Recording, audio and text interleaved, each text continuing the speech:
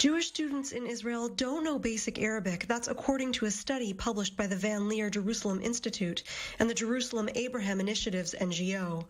The findings are troubling. The report, entitled Arabs, Jews, and Arabic, The Challenges of Arabic Instruction in Israel, found that just 2.4% of Jews in Israel can read a short text in Arabic. Only 1.4% of Jews in Israel can write a paragraph or an email in Arabic, and only 0.4% of Jews in Israel can read a book in Arabic.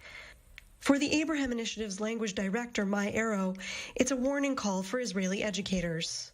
Hello, good morning, wake up. You live in the Middle East. You can choose to be afraid of the language all your life, as if you're living next to the sea and you don't know how to swim.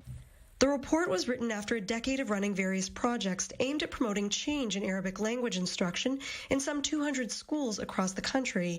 Its conclusion, there are fundamental problems with the way Arabic is being taught. Most likely, your teacher won't be a native speaker, so she would automatically focus on teaching you grammar, reading, and writing. Arabic has a formal dialect taught in schools called Fusha, or Classical Arabic, which is very different from colloquial Arabic. The point is that after all those years, you will not be able to introduce yourself, to open your mouth, and to have a conversation. The authors also lay out 3 basic recommendations to rectify the language barrier.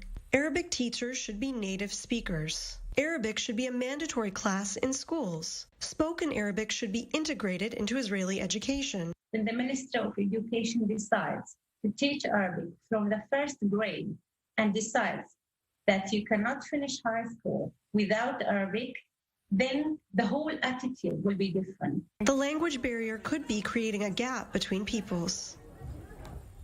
You feel like they want you to read and write, but they don't want you to talk. They want you to learn about them, but they don't want you to get to know them.